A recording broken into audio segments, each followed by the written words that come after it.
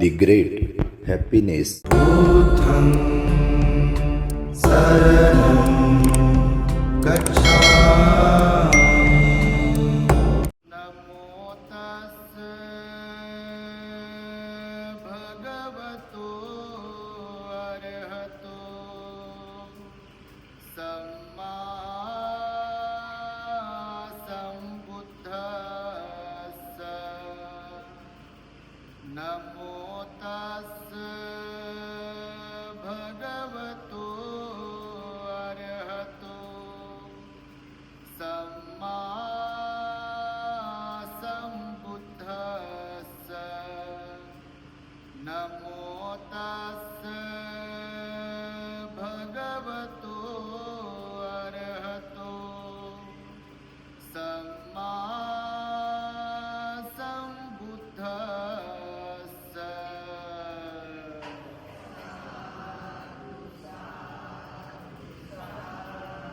संपूर्ण विश्वाला ज्यांनी सुख शांती मानवता तथा दुःख मुक्तीचा आर्य संदेश दिला, असे ते दुःख मुक्तीचे मार्गदाता दुःखमुक्त महामानव महान कारुणिक तथागत भगवान सम्यक संबुद्ध तथागतांनी आपल्या शुद्ध प्रज्ञेतून निर्मिलेला सद्धम्म आणि त्याच सद्धम्माचा गेली 2500 वर्षांपासून सातत्याने अहोरात्र प्रचार आणि प्रसार करणारा पूजनीय भिक्खू संघ या महान आणि सर्वश्रेष्ठ अशा त्रिरत्नांना प्रथमतः त्रिवार अभिवादन करतो, ज्यांच्या महान आणि असीम त्याग प्रभावामुळे आपल्याला जो हा अनमोल असा बुद्ध धम्म लाभला आणि ज्यांच्यामुळे आपल्याला हे एवढे मोठे वैभव प्राप्त झाले, असे महान युग प्रवर्तक भारतीय राज्यघटनेचे शिल्पकार परमपूज्य बोधिसत्व डॉक्टर बाबासाहेब आंबेडकर या महामानवाच्या महान अशा धम्मक्रांतीमध्ये संपूर्ण जीवनाला समर्पित करून आज या महान मंगलमय चैत्र शुक्ल अष्टमी अर्थात 2329वी सम्राट अशोक जयंती या महान दिनाचे औचित्य साधून आपल्या मैत्री बुद्ध विहारात धम्मदेसना श्रवण करण्यासाठी उपस्थित असलेले आपण सर्व N11 हडको परिसरातील श्रद्धावंत उपासक उपासिका बालक तथा बालिकांनो, तद्वतच दी ग्रेट हॅपीनेस या आपल्या यूट्यूब चॅनलचे सर्वच दर्शक, सर्वप्रथम तुम्हा सर्वांच्या प्रती मंगल मैत्री सद्भावना व्यक्त करतो आणि आपणा सर्वांच्या दुःखमुक्तीकरिता तथागत भगवान बुद्धांद्वारा शिकविलेल्या धम्मोपदेशास प्रारंभ करतो। आपण सर्वांनी शांत, एकाग्र आणि श्रद्धायुक्त चित्ताद्वारे या अनमोल बुद्धवाणीला आपल्या हित सुखाकरिता श्रवण करावे, ग्रहण करावे।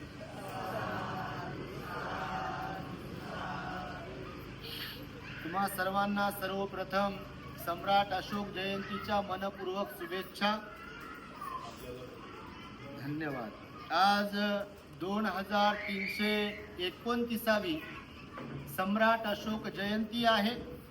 खरं तर या भारतवर्षामध्ये अनेक जयंत्या साजऱ्या होतात, त्याची जय्यत तयारीही केल्या जाते, अनेक कार्यक्रमांचं आयोजनही केल्या जाते आणि सर्वत्र विविध प्रकारच्या कार्यक्रमांचं आयोजन करून हजारो लाखो लोक एकत्र येतात आणि आनंदोत्सव साजरा करतात। परंतु सम्राट अशोकाची जयंती फार कमी प्रमाणात आपल्या भारत देशामध्ये साजरी होते, ही खरं तर मोठी खेदजनक बाब आहे। त्याचं कारण म्हणजे आज जो आपल्याला बुद्ध धम्म ऐकायला मिळतो आहे, बुद्ध धम्माचा पाऊलखुणा बौद्ध संस्कृती, बौद्ध स्तूप, चैत्य, विहार, लेण्या ह्या ज्या आपल्याला पाहायला मिळतात, ज्याला आपण बुद्ध धम्म म्हणतो, बुद्धाची शिकवण म्हणतो, ती जी आपल्याला आज ऐकायला मिळते आहे, तर त्याला सर्वस्वी त्याचं श्रेय जर कुणाला जाईल म्हणजे बुद्ध आज आहेत असं जे आपण म्हणतो आहे, समजतोय किंवा बुद्ध धम्माचं आचरण करून आपण लाभ घेतोय, पुण्य संपादन करतोय, याचं सर्वस्वी श्रेय जाते ते म्हणजे सम्राट अशोक यांना. परंतु आज आपण पाहतोय भारतामध्ये सम्राट अशोकाने निर्माण केलेले अनेक शिलालेख असतील, स्तंभ असतील, लेण्या असतील, त्या अस्तित्वात आहेत. काही ठिकाणी त्या नेस्तनाबूत करण्यात आलेल्या आहेत, नष्ट करण्यात आलेल्या आहेत. परंतु तरी सुद्धा सम्राट अशोकाने बौद्ध धम्माला अर्थातच बुद्ध धम्माला जो राजाश्रय दिला आणि बुद्ध धम्मासाठी त्याने जे समर्पित जीवन जगले आणि संपूर्ण आपली मालमत्ता, संपत्ती आणि परिवाराला देखील बौद्ध धम्माच्या प्रचारासाठी त्याने कामी लावलं, यासाठी म्हणून सम्राट अशोक कायमस्वरूपी या संपूर्ण जगतामध्ये अजरामर राहतील आणि त्यांची आज जयंती आहे म्हणून आपल्या विहारामध्ये ही सायंकाळच्या बुद्ध वंदनेच्या निमित्ताने सम्राट अशोक जयंती साजरी व्हावी आणि त्यांच्या जीवनावरती तुम्हाला 2 शब्द सांगावेत, यासाठी म्हणून ही जाहीर धम्मदेशना आपणास मी सांगतो आहे. तेव्हा सम्राट अशोकाचं जीवन कार्य थोडक्यामध्ये तुम्हाला मी सांगण्याचा प्रयत्न करणार आहे. निश्चितच आपण ते समजून घ्याल आणि सम्राट अशोकाचा गौरव आपणही कराल अशी एक अपेक्षा बाळगतो. खरं तर बघा, भगवान बुद्ध आपले झाले 2600 वर्षांपूर्वी, म्हणजे 2500 वर्षांपूर्वी, आणि भगवान बुद्धांचं वयाच्या 80व्या वर्षी महापरिनिर्वाण झालं. भगवंताच्या महापरिनिर्वाणानंतर 200 वर्षानंतर सम्राट अशोकाचा कालखंड आहे. म्हणजे भगवान बुद्धानंतर किती वर्षाने? 200, तब्बल किती वर्ष? 200 वर्षानंतर सम्राट अशोकाचा कालखंड आहे. आणि त्या सम्राट अशोकाने जेव्हा या भारतामध्ये भगवान बुद्धाचं महापरिनिर्वाण झालं, बुद्ध इथे जन्मले, त्या बुद्धांनी इथे गृहत्याग केला, त्यांना इथे ज्ञानप्राप्ती झाली, त्यांचं इथे महापरिनिर्वाण झालं, त्यांनी इथे धम्मचक्र प्रवर्तन गतिमान केलं, असंख्य लोकांमध्ये परिवर्तन घडून आणलं, अनेक लोकांमध्ये समता, स्वातंत्र्य, बंधुभाव आणि न्यायाची शिकवण भगवान बुद्धांनी इथे दिली. भगवान बुद्धांनी माणसांना माणुसकी कशाला म्हणतात आणि त्याचबरोबर शील सदाचार कशाला म्हणतात, नैतिकता कशाला म्हणतात, परोपकार कशाला म्हणतात, याची शिकवण ज्या भगवान बुद्धांनी जगताला दिली, त्या भगवान बुद्धाचा धम्म, त्यांची शिकवण उजागर करण्याचं काम सम्राट अशोकाने बघा भगवान बुद्धाच्या महापरिनिर्वाणाच्या 200 वर्षानंतर केलेला आहे. मी तर म्हणेन, यदा कदाचित सम्राट अशोक जर जन्मले नसते तर तुमचा बौद्ध धम्माचा अभ्यास असेल नसेल माहिती नाही, परंतु ज्यांना बौद्ध धम्माचा आज अभ्यास असेल, ज्यांचा कुणाचा, ते समजू शकतात. जर यदा कदाचित सम्राट अशोक जन्मास आलेच नसते तर तुमच्या माहितीसाठी मी सांगतो, आज जो बुद्ध बाबासाहेबांनी आपल्याला दिला किंवा जगामध्ये जो बुद्ध धम्म आपल्याला पाहायला मिळतो आहे ना, तो बिलकुल पाहायला मिळाला नसता. बुद्ध इथे जन्माला आले हेही लोकांना समजलं नव्हतं जर सम्राट अशोक इथे जन्माला आले नसते. तर काय केलं त्या सम्राट अशोकाने माहिती आहे तुम्हाला? का म्हणून सम्राट अशोक इथे जन्माला आले नसते, तर म्हणजे बुद्ध मिळाले नसते असं मी म्हणत आहे. तर सम्राट अशोक इथे जन्माला आल्यानंतर त्यांनी काय केलं, तर पहिली गोष्ट बघा, सम्राट अशोकाचा जो कालावधी आहे तर त्याने राज्याभिषेकाच्या 9व्या वर्षी कलिंगाबरोबर युद्ध केलं. आजचा जो ओडिसा जो एरिया आहे बघा, ते कलिंग प्रदेश तेव्हाचा, त्या कलिंगाबरोबर युद्ध केल्यानंतर नरसंहार झाला. लाखो लोक त्या युद्धात त्या सम्राट अशोकांकडून मारल्या गेले. कुणाचा हात तुटला, कुणाचा पाय तुटला, कुणाचा डोळा निकामी झाला, कुणाची छातीमध्ये, कुणाच्या पोटामध्ये तलवार होती तर कुणाच्या कुठे बाण होता. अनेक स्त्रियांचा, कुणाचा मुलगा गेला, कुणाचा पती गेला, कुणाचा भाऊ गेला, कुणाचा कोण गेला आणि लोक विवळत होते, किंचाळत होते. प्रचंड सगळीकडे रक्ताचा पूर आला असं म्हणतात. असंख्य लोक त्या युद्धामध्ये, कलिंगाबरोबर जे युद्ध झालं, मारल्या गेली आणि तेव्हा मात्र एकदा सम्राट अशोकाने आपल्या पटना स्थित, आता पटना आहे तेव्हा पाटलीपुत्र म्हणायचे त्याला, पटना आताही आहे, सम्राट अशोकाची ती राजधानी होती, त्याचा जन्म त्याचं जीवन कार्य तिथे त्या पटनामध्ये गेलेला आहे, पाटलीपुत्रामध्ये गेलेला आहे, तिथे त्यानं आपला राज्य कारभार चालवलेला आहे. आणि तिथे मग सम्राट अशोकाने युद्धानंतर आपल्या राजवाड्यामध्ये तो काही दिवस खिन्न होता, उदास होता. तो नरसंहार पाहून त्याचं डोकं, त्याचं मन विचलित झालं होतं आणि तेव्हा त्याच्या लक्षात आलं की आपण कुठेतरी चुकतोय. आणि तेव्हा नेमकं एक भिक्खू भिक्षाटनासाठी त्याच्या राजवाड्यासमोरून चालत असताना त्याने खिडकीतून त्या भिक्खूला पाहिलं, त्या भिक्खूची संथ गती पाहिली, त्या भिक्खूचा संयम पाहिला, त्या भिक्खूचा प्रसन्न मुद्रा पाहिली. आणि सम्राट अशोकाने मनोमन विचार केला की मी सम्राट आहे, मी राजा आहे, माझं राज्य प्रचंड मोठं आहे, माझ्याकडे सर्व सैनिक आहेत, सर्व प्रकारची धन दौलत आहे, नोकर चाकर आहे, परंतु तरी माझ्या चेहऱ्यावरती उदासीनता आहे, माझ्या चेहऱ्यावरती तणाव आहे, माझ्या चेहऱ्यावरती भीती आहे, माझ्या चेहऱ्यावरती पश्चाताप आहे आणि माझं मन मात्र एकदम दुःखी कस्ती बनलेलं आहे. परंतु या श्रमणाकडे असं काय असावं की जे माझ्याकडे नाही आहे आणि माझ्याकडे असं काय नाही की जे या श्रमणाकडे असेल. यावरती काही क्षणासाठी राजाने विचार केला आणि राजाने आपल्या सैनिकांकडून त्या श्रमणाला राजदरबारात सन्मानपूर्वक बोलून आणावे अशी आज्ञा केली. आणि मग सैनिकांनी त्या भंतेजीला दरबारात बोलविलं. राजाने आपल्या आसनावर वरती भंतेजींना बसवलं आणि त्यांना प्रश्न केले की आपण कोण आहात, आपल्याकडे असं काय आहे की आपली मुद्रा एवढी प्रसन्न आहे. मी राजा आहे पण मी उदास आहे, मी तणावामध्ये आहे, तुमच्याकडे असं काय आहे, तुम्ही कोण आहात.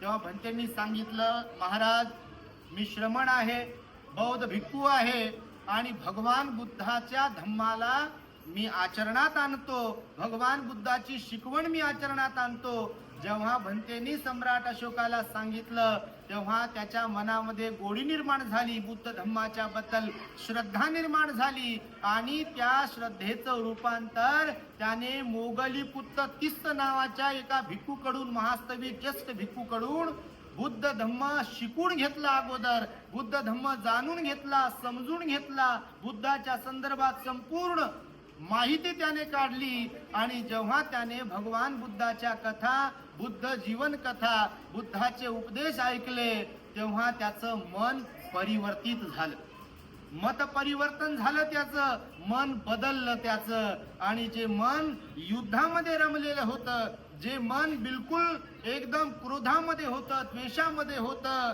अहंकारामध्ये होतं, ईर्षेमध्ये होतं, त्याचं ते मन एकदम संयमित झालं बघा.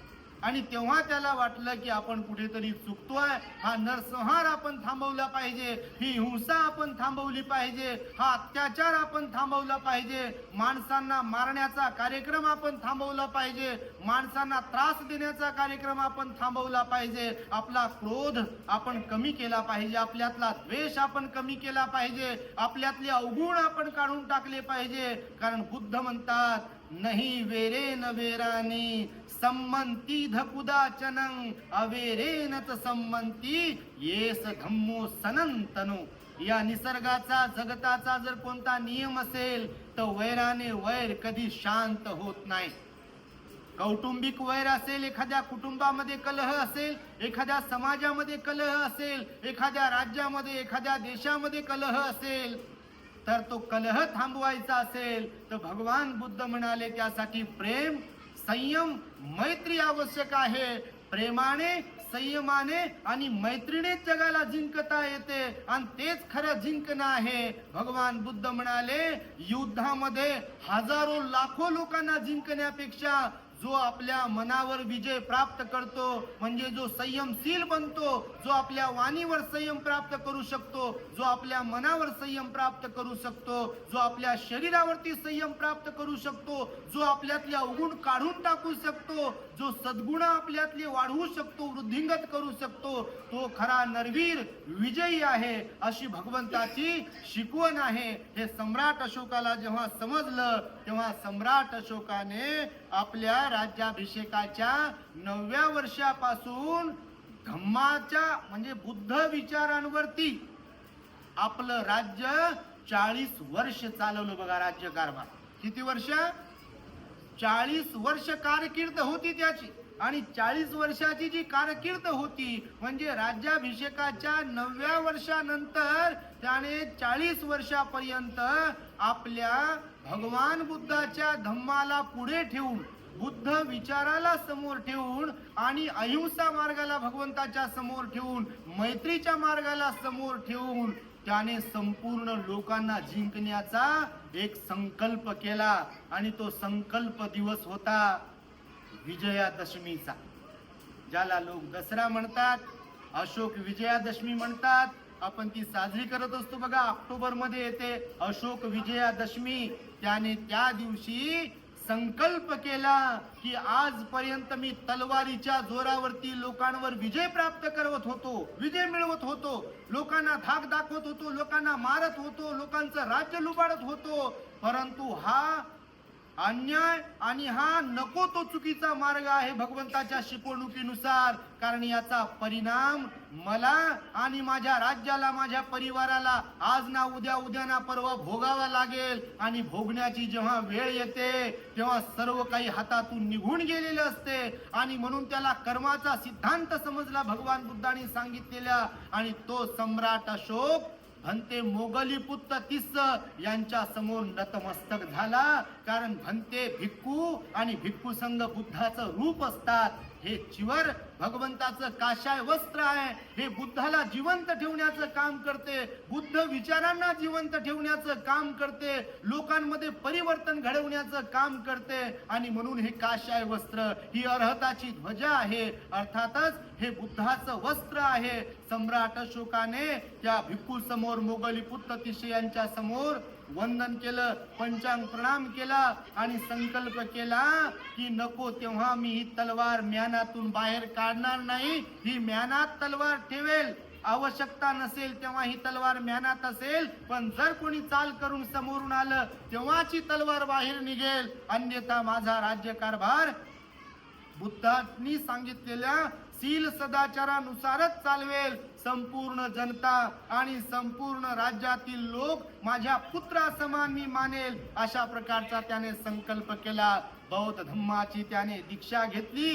उपोषण पालन करत राहिला, पंचशील पालन करत राहिला. आणि त्याने केवळ स्वतः बौद्ध बनला नाही, आदर्श बौद्ध बनला नाही, केवळ परिवारालाच बौद्ध धम्माची दीक्षा दिली नाही, केवळ स्वतः उपोषणाचंच फक्त पालन केलं नाही, पंचशीलाचंच फक्त पालन केलं नाही, तर आपल्या राज्यातल्या प्रत्येक व्यक्तीने रोज आणि रोज पंचशीलाचं पालन करावं. आठवड्यातून एक दिवस आर्य उपोषणाचं पालन करावं. त्यांनी भिक्खू संघाशी प्रामाणिक राहून भिक्खू संघाला दान पुण्य करावं, त्यांची सेवा करावी, विहारामध्ये जावं आणि परोपकाराचे काम करावेत. अशा प्रकारचं काम करण्यासाठी लोक धम्माचं आचरण करतात की नाही? तुमच्या माहितीसाठी सांगतो, एकमेव सम्राट अशोक असा झाला की लोक धम्माचं आचरण करतात की नाही, लोक पंचशील पाळतात की नाही, यावर लक्ष ठेवण्यासाठी त्याने प्रत्येक ठिकाणी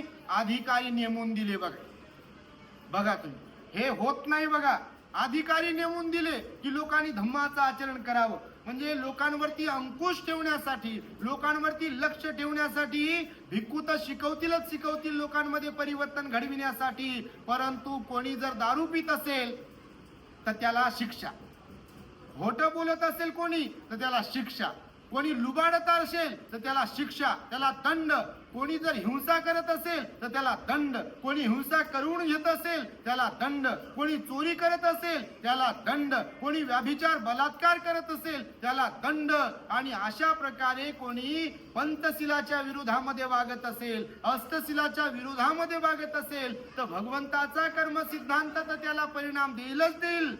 परंतु मी एक धम्म राजा आहे आणि त्यामुळे माझं आद्य कर्तव्य आहे की माझ्या राज्यातील जी प्रजा आहे ती माझ्या मुलाप्रमाणे आहे आणि ज्याप्रमाणे एखादे माता पिता आपल्या मुलीला किंवा मुलाला त्याच्यामध्ये बिघडू नये म्हणजे त्याला चांगले संस्कार लागावेत, चांगल्या मार्गामध्ये मुलाने राहावं यासाठी लक्ष ठेवतात, अगदी त्याप्रमाणे लक्ष ठेवण्यासाठी त्याने काही अधिकारी नेमले होते बघा. आणि त्यामुळे सम्राट अशोकाने भगवान बुद्धाने सांगितलेले अहिंसा मैत्री या धम्म विचारांवरती प्रभावित होऊन आपला राज्यकारभार 40 वर्षांपर्यंत चालवलेला आहे. आणि त्यामुळे त्याचं जे योगदान आहे ते फार महत्वाचं आहे. बौद्ध धर्माच्या साठी महत्वाचं योगदान कोणतं आहे तर तुमच्या माहितीसाठी ज्याला आपण आता गुफा म्हणतो, लेण्या म्हणतो ना, त्या लेण्या तुम्ही बुद्धगयेच्या धम्म सहलीमध्ये जर कधी गेला असाल तर काही ठिकाणी तुम्हाला अशोक स्तंभ पाहायला मिळतात बघा. आपण पाहिले अशोक स्तंभ, तुम्ही बुद्धगयेच्या सहलीत गेला असाल तर अशोक स्तंभ म्हणजे स्तंभ पिलर, असे पिलर आहेत, असे गोल आहेत एकदम, सम्राट अशोकाने निर्माण केलेले बघा. तुम्हाला आठवत असेल तुम्ही बुद्धगयेला कोणी गेला असाल तर असे गोल कॉलम आहेत मोठे उंचच्या उंच आणि त्याच्यावरती मग एक असा सिंह काढलेला आहे बघा सम्राट अशोकाने.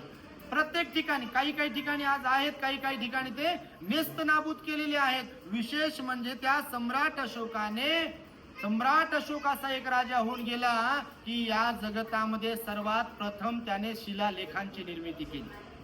शिलालेख म्हणजे काय माहिती तुम्हाला? असे स्तंभ निर्माण केले, त्याच्यावरती सिंह तर काढला आणि त्या स्तंभांवरती किंवा जे शिला म्हणजे काय, शिला म्हणजे दगड, शिला म्हणजे शिळा म्हणतो ना आपण, शीळ किंवा शिळा म्हणजे दगड, तर शिलालेख म्हणजे त्या दगडावरती त्यानं लेख लिहिले. कोणते लेख लिहिले, कोणते लेख कोरले त्यानं? तर लेख लिहिले बुद्ध धम्माच्या आचरणासंबंधी. प्रजेने कसं वागावं, म्हणजे कसं वागलं नाही पाहिजे, कसं वागायला पाहिजे, मुलांनी आई वडिलांबरोबर कसं वागावं, आई वडिलांनी मुलांबरोबर कसं वागावं, भावा बहिणीने एकमेकांशी कसं वागावं, माणसाने माणसांशी व्यवहार कसा करावा, प्राण्यांशी व्यवहार कसा करावा, एकूण एक गोष्ट त्याने त्या स्तंभांवरती लिहिली, दगडांवरती लिहिली. हे बाकीच्या तर गोष्टी लिहिल्याच त्यानं आचरणाच्या संदर्भातील, परंतु विशेषतः अशी की त्याने लेण्या आणि शिल्पकला, स्तूप स्थापत्य ज्याला म्हणतो ते, आणि जिथे जिथे शिलालेख कोरले त्यापैकी बहुतांश शिलालेखांवरती, बहुतांश अशोक स्तंभांवरती त्याने सिद्धार्थ गौतमाचा जन्म इथे झाला. आता आम्ही बुद्धगयेला जातो बघा, लुंबिनीला तुम्ही जेव्हा गेला असाल कधी तर लुंबिनीला मायादेवी विहार आहे, महामाया विहार आहे. त्या विहारामध्ये सिद्धार्थ गौतमाचा जेव्हा जन्म झाला वैशाख पौर्णिमेला, तेव्हा तिथे खाली एक शिळा आहे, दगड आहे, त्याच्यावरती म्हणजे जन्म झाला आणि पहिले पाऊल ठेवले म्हणून एक शिळा जन्म संकेतांक शिला म्हणून तिथे ठेवलेली आहे. आणि वरती भिंतीवरती महामाया देवी प्रसूत होतानाचं एक दृश्य दाखवलेलं आहे. झाडाला असं पकडलं, शाल वृक्षाला, बाकीच्या दाशांनी असं ते कापड धरलं आणि महामाया सिद्धार्थ गौतमाला जन्म देत आहे. सिद्धार्थ गौतम चालत आहेत, अशा प्रकारचं एक दृश्य दाखवलं बघा. त्या विहाराच्या अगदी बाहेर एक अशोक स्तंभ आहे. त्या अशोक स्तंभावरती सम्राट अशोकाने करून ठेवलं, येथे सिद्धार्थ गौतमाचा जन्म झाला. आणि म्हणून लुंबिनीच्या परिसरामध्ये जेवढे शेतकरी असतील आणि शेत जमिनी असतील त्यांना जो शेतीचा कर येतो, भरावा लागतो, त्या करामध्ये त्याने कपात केली, त्यांचा तो कर कमी केला. आणि त्याचं कारण काय सांगितलं तर या परिसरामध्ये लुंबिनी वनामध्ये सिद्धार्थ गौतम बुद्धांचा म्हणजे जन्म झाला आणि म्हणून शेतकऱ्यांचा कर त्याने तिथे कमी केला. आणि त्यामुळे भारतातल्या अनेक ठिकाणी त्यानं असे अशोक स्तंभ निर्माण केले बघा. अशोक स्तंभ तुम्ही जर पाहाल बुद्धगयेला तर बुद्धगयेच्या विहाराच्या बाजूला जिथे त्याला काय म्हणतो, मुचलिंद सरोवर म्हणतो बघा, त्या मुचलिंद सरोवराच्या तिथे जाताना एक अशोक स्तंभ आहे. तिथे पण तो कोरून ठेवला त्याने अशोक स्तंभ. तिथे कोरून ठेवलं की ते बुद्धत्व प्राप्त झालं सिद्धार्थ गौतमाला. आज सगळं काही ते दिसत नाहीये स्पष्टपणे.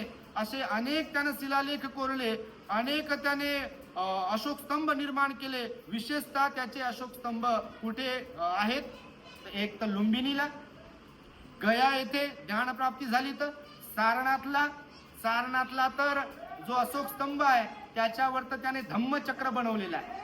धम्मचक्र एक 32 आऱ्याचं चक्र असते आणि एक 24 आऱ्यांचं चक्र असते. तुम्ही जर भारतीय राष्ट्रध्वजावरती पाहाल तर 24 आऱ्यांचं चक्र आहे बघा. 24 आरे आहे. बुद्ध धम्माचा त्याच्यात पूर्ण अर्थ आहे. आता बऱ्याच लोकांना ते माहिती नाही आहे. आणि भारताची जी राजमुद्रा आहे 4 सिंहाची राजमुद्रा आहे बघा. चारी बाजूला सिंह आहेत. भगवान बुद्धाला शाक्य सिंह म्हणायचे बघा. भगवंताला काय म्हणायचे आपल्या? शाक्य सिंह.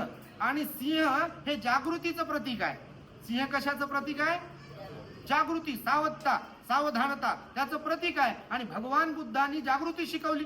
जीवन जगत असताना आपल्या पंचेंद्रियांचा कसा वापर करावा, कसं संयमशील जीवन जगावं, शील सदाचाराचं पालन कसं करावं, वाम मार्गापासून कसं अलिप्त राहावं, या संदर्भातली जागृती, सावधानता भगवान बुद्धांनी शिकवली नाही का. सब पापस अकरण म्हणजे अकुशल कर्म पासून अलिप्त राहा, कुशल कर्म करा. यासाठी सावध राहिलं पाहिजे. सावध नसेल तर आपल्याला कुशलही कळणार नाही आणि अकुशलही कळणार नाही, पापही कळणार नाही आणि पुण्यही कळणार नाही. आणि म्हणून त्याने सम्राट अशोकाने सारनाथला धम्मचक्र पण बनवलं. अशोक चक्र पण त्याला अशोक चक्र म्हणतात आणि धम्मचक्र पण म्हणतात बघा. अशोकाने निर्माण केलं म्हणून अशोक चक्र. तर ते 24 आर्याचं एक चक्र आहे आणि 32 आर्याचं एक चक्र आहे तुमच्या माहितीसाठी. तर 32 आर्याचं चक्र तुम्ही पाहिलं नसेल तर जेव्हा कधी तुम्ही सारनाथला जाल तर सारनाथला बघा म्युझियम आहे. त्या म्युझियम मध्ये हे चक्र ठेवलेले आहे. आणि त्या म्युझियम मध्ये मूळ जो भारताची राजमुद्रा आहे ना 4 सिंहाची, तो स्तंभ, ते 4 सिंह, सत्यमेव जयते, त्याच्यामध्ये पण छोटं एक चक्र, अशोक चक्र 32 आऱ्याचं आणि 24 आऱ्याचं. तर 32 आऱ्यांचं जे आहे ते भगवंताच्या 32 लक्षणांचं प्रतीक आहे बघा. भगवान बुद्धांमध्ये किती लक्षणं होते? बुद्ध असण्याचे 32 लक्षणं होते आणि 80 शुभ चिन्ह होते. डॉक्टर बाबासाहेब आंबेडकरांनी बुद्ध अँड धम्म ग्रंथामध्ये याचं वर्णन केलेलं आहे बघा. म्हणजे 32 लक्षणांनी युक्त कोण असते? सम्यक संबुद्ध असतात बघा. 32 लक्षणांनी युक्त असतात ते. 32 लक्षणं असतात त्यांच्याकडे पूर्ण त्यांच्या शरीरावरती, टॉप टू बॉटम म्हणजे तळपायापासून या मस्तकापर्यंत 32 लक्षणं असतात की जे कोणाकडेच नसतात बघा. विशेषत्वाने ते सम्यक संबुद्धांकडे असतात आणि म्हणून 32 लक्षणांनी ते युक्त असतात. 80 शुभ चिन्ह असतात त्याच्या व्यतिरिक्त. आणि त्यामुळे 32 आर्यांचं एक चक्र आहे आणि 24 आर्यांचं चक्र आहे. त्या संदर्भातील माहिती तुम्हाला वेगळी दिल्या जाईल. पण मी हे यासाठी म्हणून सांगतो की सारनाथला पण अशोक स्तंभाचं निर्माण केलं. त्यानंतर महापरिनिर्वाण भूमी कोणती आहे? कुशीनारा. कुशीनाराला सुद्धा त्याने शिलालेख कोरले, अशोक स्तंभ तिथे स्थापन केला आणि तिथे पण लिहिलं भगवंताचं महापरिनिर्वाण इथे झालं. ह्या घटना त्याने केव्हा लिहून ठेवल्या माहितीये तुम्हाला? राज्याभिषेक झाल्यानंतर आपल्या अमात्य परिवारासह. आता जसे तुम्ही बुद्ध गेल्या धम्मसहलीला जाता ना, तर सम्राट अशोकाने सुद्धा राजा असताना जेव्हा कलिंगाचं युद्ध केल्यावर बौद्ध धम्माची दीक्षा घेतली, त्याच्या काही वर्षानंतर त्याने आपल्या परिवाराला सोबत घेतलं, आपल्या अमात्यांना, नातेवाईकांना सोबत घेतलं, आपल्या सैनिकांना सोबत घेतलं आणि तोही धम्म यात्रेवरती निघाला. आणि कुठली धम्म यात्रा केली त्याने? तर त्याने जिथे जिथे बुद्ध फिरले, जिथे जिथे बुद्ध थांबले, जिथे जिथे भगवंताने उपदेश केले, जिथे जिथे भगवंताने अनेक अनेक लोकांमध्ये परिवर्तन घडून आणलं, सम्राट अशोक तिथे तिथे गेले. आणि जाऊन फक्त पायाच पडले नाही, जाऊन फक्त वंदनच केलं नाही, तर त्याने तिथला अभ्यास केला. अभ्यास केल्यानंतर त्याने तिथे प्रत्येक ठिकाणी लिहून ठेवलं की इथे कोणकोणती घटना घडली, भगवान बुद्धाच्या जीवनाशी संबंधित कोणती घटना घडली, बुद्धाने इथे काय केलं, ह्या सगळ्या घटना त्याने तिथे लिहिल्या. आणि त्या व्यतिरिक्त तुम्हाला मी सांगेल, भगवान बुद्धांचे सर्व म्हणजे जिथे जिथे गेले ते तर ठिकाणं शोधले त्याने. परंतु विशेष गोष्ट कोणती केली माहिती आहे बुद्धाला जिवंत राहण्यासाठी, बुद्ध शासन जिवंत राहण्यासाठी?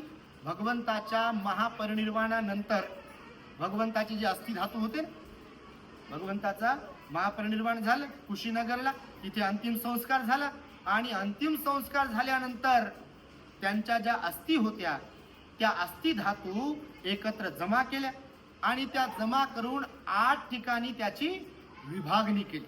भगवंताच्या अस्थींची किती ठिकाणी विभागणी केली?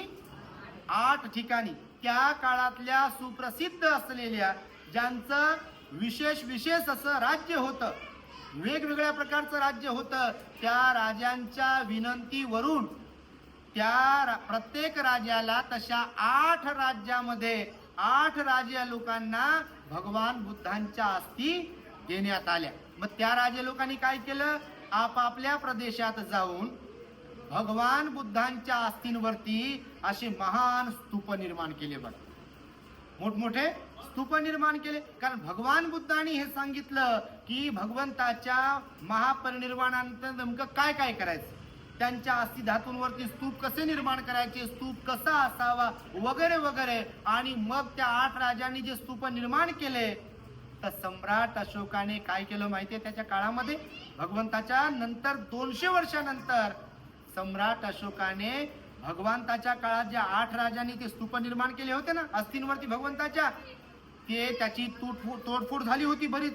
मग त्याचं उत्खनन केलं आणि उत्खनन केल्यानंतर 8 पैकी 7 स्तूपाचं त्याने उत्खनन केलं आणि 7 स्तूपातील भगवंताच्या अस्थी धातू त्याने एकत्र केले. एकत्र गोळा करून त्याचे 84,000 भाग केले. किती? 84,000 भाग केले. असे बारीक बारीक भगवंताच्या अस्थी धातू खूप मोठ्या असतात. सर्वसामान्य व्यक्तीसारख्या त्यांच्या अस्थी अशा काही कमी नसतात, खूप मोठ्या अस्थी असतात भगवंताच्या. तर 84,000 त्याचे तुकडे तुकडे केले आणि 84,000 तुकडे करून काय केलं माहितीये तुम्हाला? त्यानं या संपूर्ण जम्बूद्वीपामध्ये, हा जम्बूद्वीप म्हणजे आताचा भारत नव्हे तर अफगाणिस्तान, पाकिस्तान, बलुचिस्तान, हे संपूर्ण चायनाची बॉर्डर, आताचं थायलंड, ब्रह्मदेश वगैरे वगैरेचा जो भाग आहे तेव्हाचा जम्बूद्वीप प्रचंड मोठा होता आपला देश सम्राट अशोकाच्या काळामध्ये. आणि त्या संपूर्ण प्रदेशामध्ये सम्राट अशोकाने भगवान बुद्धांच्या आठवणीमध्ये एका स्तूपाचं निर्माण केलं. बघा, 84,000 स्तूपांचं निर्माण केलं. परंतु कालौघामध्ये सम्राट अशोकाच्या नंतर अनेक राजे आले गेले, कधी कोणते तर कधी कोणते. बुद्ध धम्माचं शासन जे आहे, बौद्ध राजांचं शासन 1200 वर्षानंतर संपलं आणि त्यानंतर वेगवेगळ्या प्रकारचे राजे आले, त्यांनी स्तूपांची नासधूस केली. बघा, विहारांची तोडफोड केली, भिक्खूंच्या कत्तली केल्या. त्या दिवशी मी तुम्हाला सांगितलं प्रवचनामध्ये. बघा, आणि बुद्ध धम्माला नष्ट कसं करता येईल, बुद्ध धम्माची पिछेहाट कशी करता येईल याचा कसोशीने लोकांनी प्रयत्न केला. आणि त्यानुसार बौद्ध धम्माच्या ज्या पाऊलखुणा आहे, बौद्ध संस्कृती जी आहे, इथून नेस्त नाबूद करण्यात आली. फार कमी ठिकाणी ते सम्राट अशोकाने निर्माण केलेले स्तूप राहिले शिल्लक. त्यापैकी महत्वाचा एक स्तूप राहिला कपिल वस्तूमध्ये, त्याला पिपरवा स्तूप म्हणून तो जगप्रसिद्ध आहे. बघा, त्या पिपरवा स्तूप जो आहे ना कपिल वस्तूमध्ये, त्याच्यात भगवंताच्या अस्थी धातू सम्राट अशोकाला ज्या सापडल्या त्या होत्या भगवंताच्या कवटीच्या अस्थी. ही कवटी असते, ह्या कवटीच्या अस्थी 22 तुकडे सापडले. किती? 22 तुकडे इंग्रजांना सापडले. तुम्हाला सांगू, सम्राट अशोकाने जे हे वेगवेगळ्या ठिकाणी केले ना स्तूप निर्माण, तर इंग्रजांनी जेव्हा उत्खनन केलं नंतरच्या काळामध्ये, तर भगवंताच्या कवटीचे 22 तुकडे म्हणजे अस्थी धातू सापडले. तेव्हा आपण काय बौद्ध नव्हतो, दीक्षित बौद्ध नव्हतो, भारतात कोणी बौद्ध नव्हते, थायलंड बौद्ध राष्ट्र होतं. तर थायलंडच्या बौद्ध भिक्खूंनी भारत सरकारला त्या काळात इंग्रजांना विनंती केली की आम्ही बौद्ध आहोत, आमच्याकडे अस्थी द्या. तर इंग्रजांनी त्या थायलंडच्या लोकांना भिक्खूंना अस्थी दिल्या, ते तिकडं राहिल्या. भारत स्वतंत्र झाल्यानंतर नेहरूच्या नेतृत्वामध्ये थायलंड कडून पुन्हा त्या अस्थी भारतात आणल्या गेल्या आणि आता सध्या भगवंताच्या अस्थी दिल्ली येथील नॅशनल म्युझियम मध्ये अस्तित्वात आहे. आमचं पुन्हा पुन्हा दर्शन होते. बघा, दिल्लीला बऱ्याचदा आम्ही गेलो, त्या अस्थींचं दर्शन घेतलं. भगवंताच्या अस्थी सुस्पष्टपणे पाहायला मिळाल्या बघा. कवटीच्या ज्या अस्थिधातू आहे भगवंताच्या, तो मागे आम्ही थायलंडला जाताना कलकत्त्याला पण गेलो होतो. कलकत्त्याला पण फार मोठं म्युझियम आहे. तुम्ही कधी जर गेलात तर त्या कलकत्त्याच्या म्युझियम मध्ये सुद्धा भगवंताच्या अस्थिधातू आहे. आजही भगवंताच्या 2500 वर्षानंतर अस्थिधातू आहे. मी हे यासाठी म्हणून तुम्हाला सांगितलं की ह्या भगवंताच्या अस्थिधातू आज ज्या आपल्याला पाहायला मिळतात, ज्या पुण्यवान श्रद्धावंत लोकांना, त्या फक्त आणि फक्त सम्राट अशोकामुळे पाहायला मिळतात बघा. सम्राट अशोक जर झाले नसते, त्या स्तूपाचं त्यांनी उत्खनन केलं नसतं, त्या अस्थी गोळा केल्या नसत्या, त्याचे तुकडे केले नसते, 84,000 स्तूप तयार केले नसते, तर आपल्याला आज अस्थिचं दर्शन झालं असतं का भगवंताच्या अस्थिधातूचं?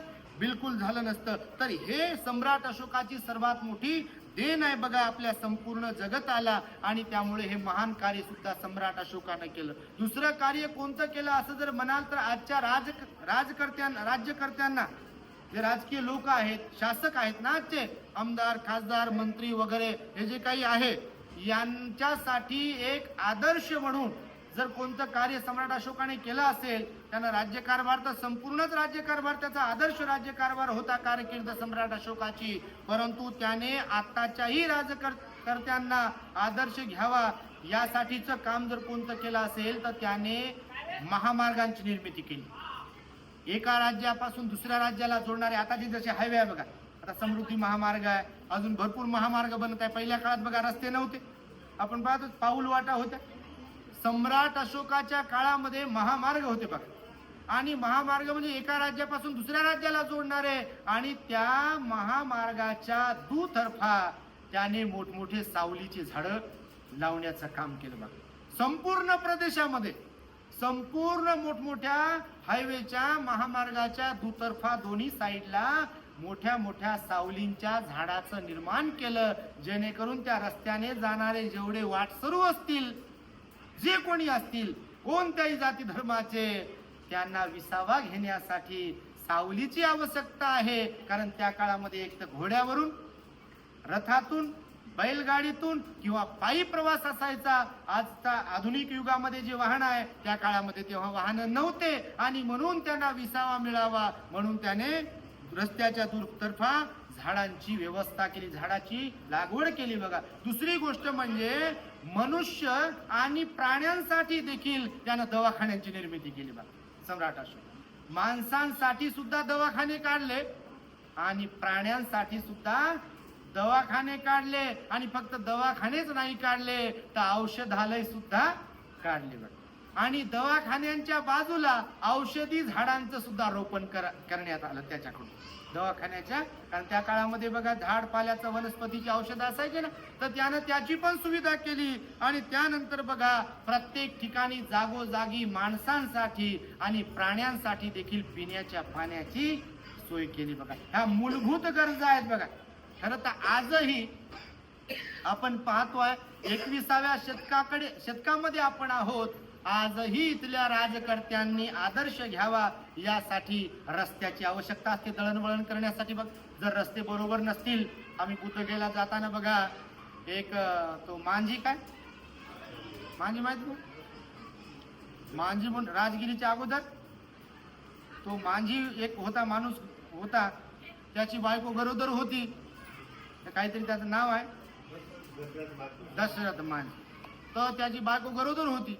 आताची घटना समजा नंतरची, राजगिरीच्या अलीकडे जाताना लागते बघा एक पर्वत लागते, डोंगर मोठाच्या मोठा उजव्या हातात. तर त्याची बायको गरोदर होती.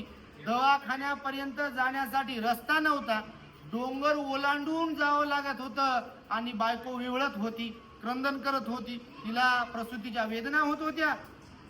तर तिला जाण्यासाठी रस्ता नव्हता. आणि त्याची बायकोचा काय प्रॉब्लेम झाला, ती गेली मरून, लेकरूही गेलं बायकोही गेली बहुतेक.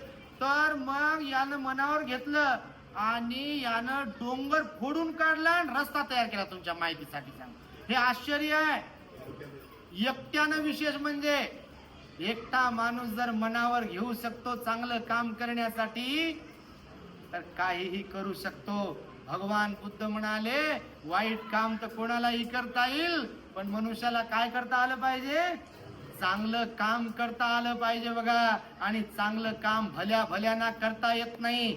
ही बुद्धी भल्या भल्यांची चांगल्या कामासाठी चालत नाही, पण नको नको त्या कामासाठी मात्र अनेकांची बुद्धी चालते बघा. पण भगवान बुद्धांनी चांगली बुद्धी चालावी यासाठी धम्माचा मार्ग सांगितला. आणि म्हणून त्यानं जागोजागी तशा प्रकारचे पाणी पिण्याची सोय केली, झाडं लावले, औषधालय काढले त्यानं, आणि रोपवाटिका जी आहे वनस्पती ती पण तयार केली. आणि त्यामुळे बुद्ध अस्थि धातू पण त्यानं शोधून काढल्या, त्यावर सर्वत्र स्तूप काढले. आणि सर्वात महत्वाची घटना मी तुम्हाला सांगेल, भगवान बुद्धाच्या महापरिनिर्वाणानंतर 235 वर्षानंतर जेव्हा त्याचा 17वा राज्याभिषेक होता, सम्राट अशोकाचा 17वा राज्याभिषेक होता, आणि भगवान बुद्धाला महापरिनिर्वाण होऊन 235 वर्ष पूर्ण झाले, तोपर्यंत बौद्ध धम्मामध्ये भिक्खू संघामध्ये 17 ते 18 पंथ निर्माण झाले होते बघा. भिक्खू संघामध्ये आजही बघा 18-19 पंथ आहेत तुमच्या माहितीसाठी. जपानचे भंतेजी वेगळे दिसतील तुम्हाला, चायनाचे भंतेजी वेगळे दिसतील, दलाई लामा भंतेजी वेगळे दिसतील तुम्हाला. हे थेरवादी परंपरेतले आमच्यासारखे मुंडन केलेले, हे असं भगवंतासारखं चिवर घातलेलं, परिमंडल केलेलं हे भिक्षू थेरवादी हे वेगळे दिसतील. महायानी वेगळेच भिक्खू आहे आणि थेरवादी वेगळेच भिक्खू आहेत बघा.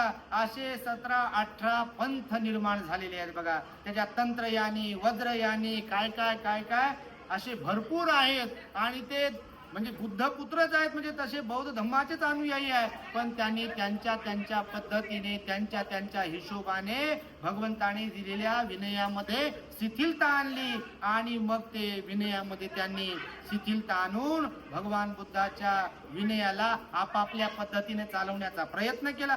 त्याचा परिणाम असा झाला की भिक्खू संघामध्ये आणि बौद्ध धम्मामध्ये म्हणजे एकदम वाईट परिस्थिती निर्माण झाली. मग वाईट परिस्थिती निर्माण झाली तर सम्राट अशोकाने मोगली पुत्र तिस्स भंतेजीकडे जाऊन एक विनंती केली.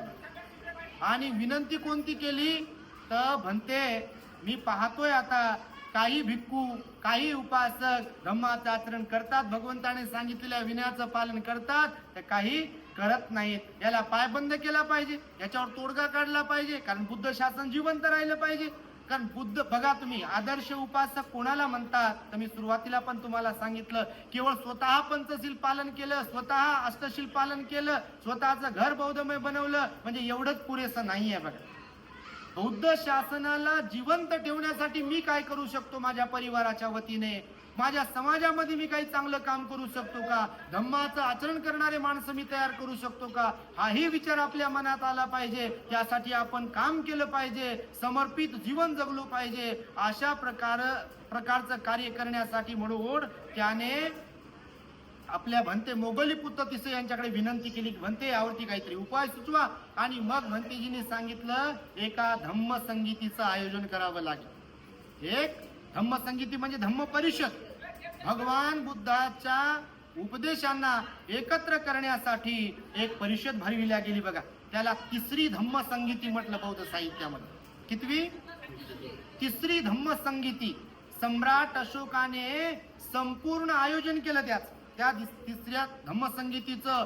बौद्ध भिक्खू जे बाहेरून येत होते त्यांची व्यवस्था, राहण्याची, खाण्याची, थांबण्याची, निवाऱ्याची व्यवस्था, सगळ्या लोकांची व्यवस्था केली. आणि त्या तिसऱ्या धम्मसंगीतीच्या वेळेला मग त्याने भंतेजीला विनंती केली की ज्यांना भगवान बुद्धाचे विनय नियम मान्य नाही अशा भंतेजीला तुम्ही ग्रहस्थ बनवा, आणि ज्यांना भगवंताचे विनय मान्य आहेत त्यांना भिक्खू जीवनामध्ये राहू द्या.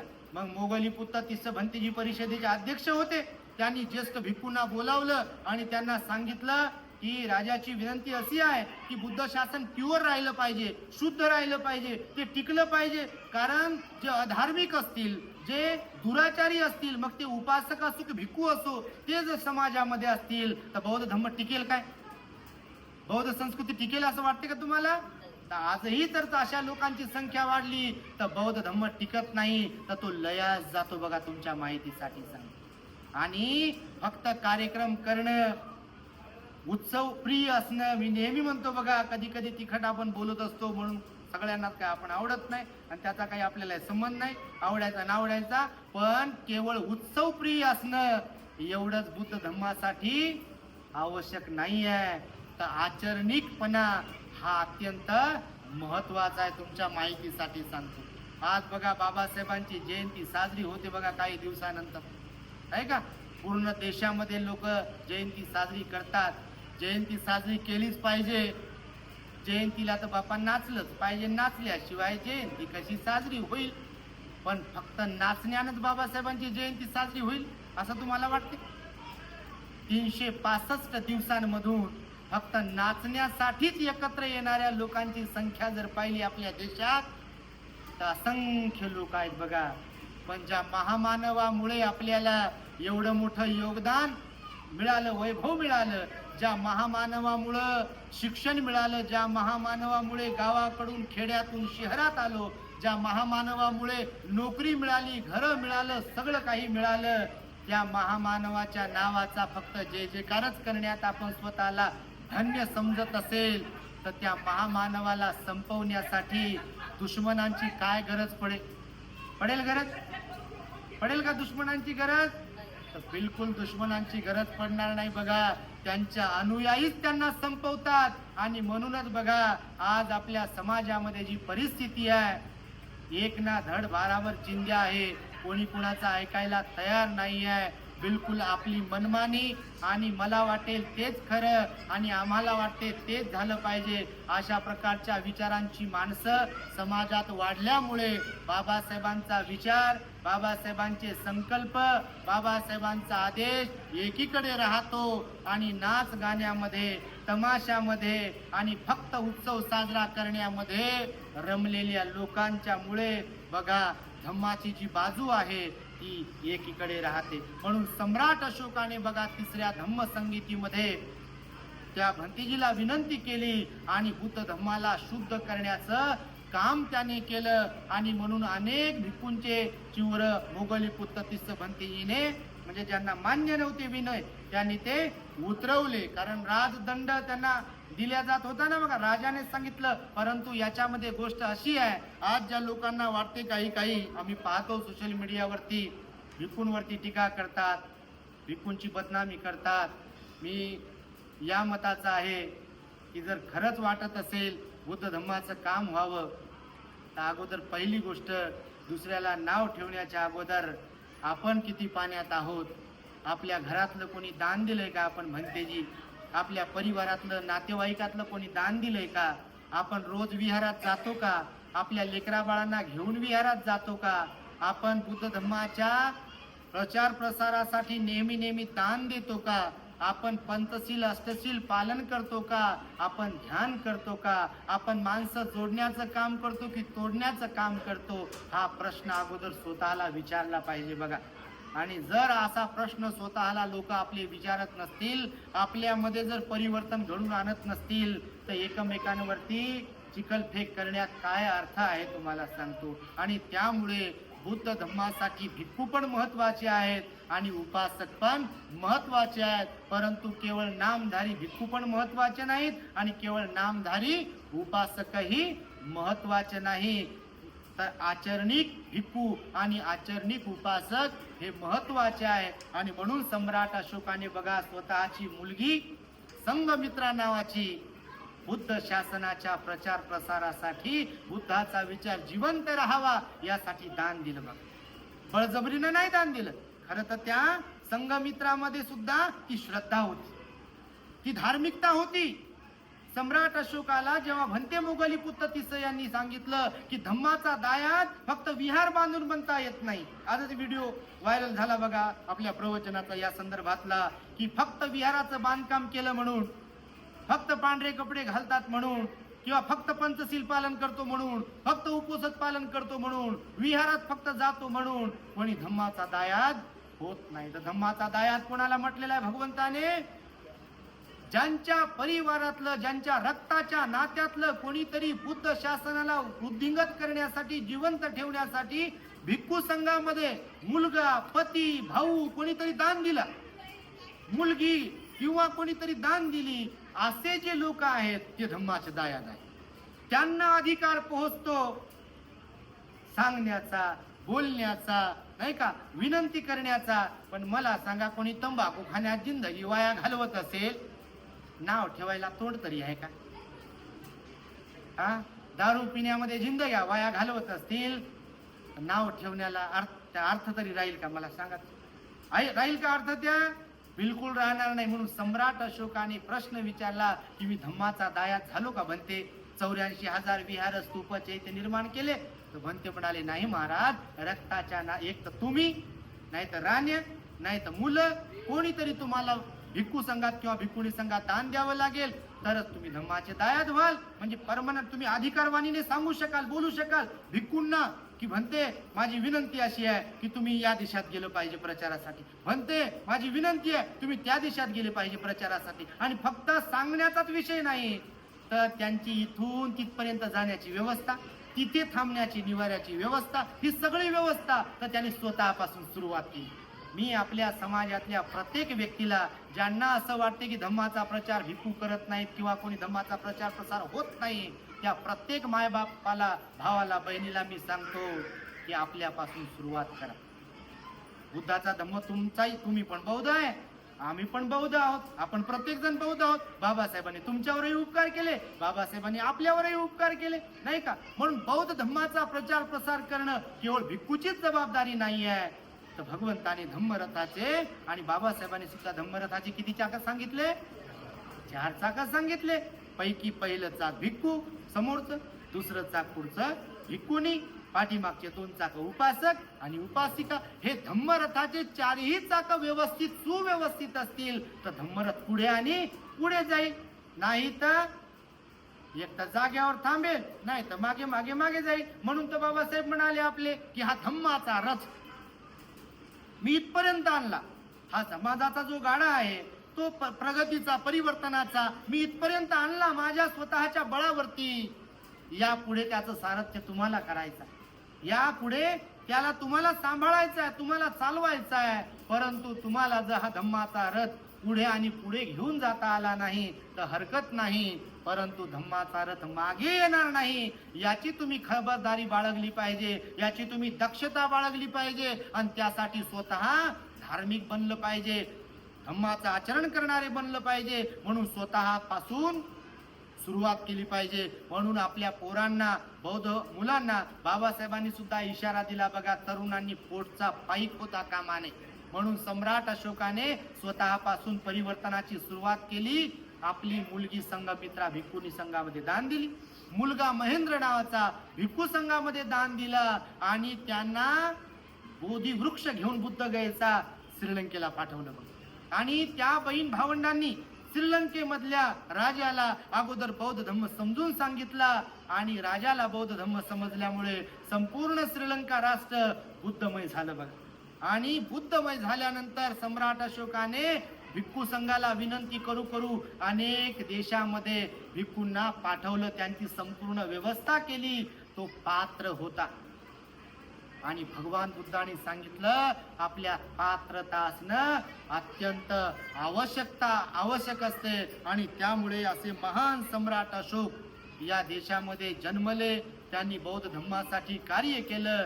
या देशाला खरी लोकशाही कशाला म्हणतात हे त्यांनी शिकवलं. सगळ्या जाती धर्माच्या लोकांचा त्याने सन्मान केला विशेष म्हणजे. आणि हिंसा त्याने संपवली, हिंसेला त्याने आळा घातला. राजे लोक आपल्या यज्ञामध्ये बळी द्यायचे प्राण्यांचा, सम्राट अशोकाने त्याला आळा घातला. बळी प्राण्यांचा देऊ नये असं सम्राट अशोकाने फरमान सोडलं. म्हणून असा महान सम्राट अशोक बघा आपल्याला लाभला, आणि त्याने बौद्ध धम्माला राजाश्रय दिला. बौद्ध धम्माला राजाश्रय दिल्यामुळे आज बौद्ध धम्म सर्वत्र आपल्याला पाहायला मिळते. बौद्ध धम्माच्या पाऊलखुणा, लेण्या, शिलालेख, अशोक स्तंभ आपल्याला पाहायला मिळते. त्यात सम्राट अशोकाचा अशोक चक्र राष्ट्रध्वजावरती आहे. त्याने बनवलेली अशोक स्तंभ राजमुद्रा ही आपली राजमुद्रा, देशाची राजमुद्रा आहे. आणि त्यामुळे भगवान बुद्धाचा धम्म त्याने जिवंत करण्याचा प्रयत्न केलेला आहे. स्वतःचा मोठा प्रयत्न, समर्पित जीवन त्याने जगलं. आपली संपत्ती, आपली मालमत्ता, आपला परिवार त्याने बुद्ध धम्माच्या कामी लावण्याचं काम केलं आणि त्यामुळे त्याचा आदर्श भारतातल्याच नाही तर जगातल्या प्रत्येक व्यक्तीने आपल्या डोळ्यासमोर ठेवला पाहिजे. त्याच्यासारखा त्याग आपल्यालाही करता आला पाहिजे. त्याच्यासारखं बौद्ध धम्माच्या प्रचारासाठी समर्पित जीवन आपल्यालाही जगता आलं पाहिजे. तर बौद्ध धम्म टिकून राहील. अन्यथा केवळ जय जयकार आणि केवळ गुणगान गात राहिलो तर बौद्ध धम्म लवकरच नष्ट झाल्याशिवाय राहणार नाही. आणि म्हणून अपेक्षा एवढीच आहे सम्राट अशोकाचं जीवन कार्य सांगण्यामागची की आपण स्वतःला आचरणिक बनवावं. समाजामध्ये वैचारिक परिवर्तन कसं निर्माण होईल यासाठी म्हणून आपण काम करावं. आपला वेळ, आपली बुद्धिमत्ता आणि आपले धन आपण समाजासाठी खर्च करण्याची तयारी दाखवावी आणि तशा प्रकारचं योगदान देत राहावं. आणि त्यामुळे तुम्हाला पुनश्च एकदा सम्राट अशोकांच्या जयंतीच्या मनपूर्वक शुभेच्छा देतो. येणाऱ्या 14 एप्रिलच्या सुद्धा तुम्हाला भीम जयंतीच्या सुद्धा शुभेच्छा देतो. आणि बाबासाहेबांच्या विचारांचा बुद्धमय भारत बनविण्यासाठी आपण सर्वांनी आपल्या दी ग्रेट हॅपीनेस या यूट्यूब चॅनलला सबस्क्राईब करावे. आपल्या चॅनलवरील सर्व प्रवचन एकमेकांना शेअर करत राहावेत, जेणेकरून बुद्ध धम्म आणि बाबासाहेबांच्या विचारांचा प्रचार आणि प्रसार होईल. अशा प्रकारची अपेक्षा इथे व्यक्त करून माझ्या शब्दांना मी इथे पूर्ण विराम देतो. भवतो सब मंगलम रक्षन्तु सब देवता सब बुद्धानुभावेन सदा सुखी भवन्तु ते. भवतु सब मंगलम रक्षन्तु सब देवता सब धम्मानुभावेन सदा सुखी भवन्तु ते. भवतु सब मंगलम रक्षन्तु सब देवता सब संघानुभावेन सदा सुखी भवन्तु ते.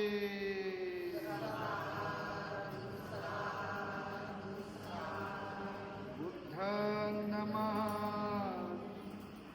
धम्मं नमः, संघं नमः. सूचना आहे सर्वांना.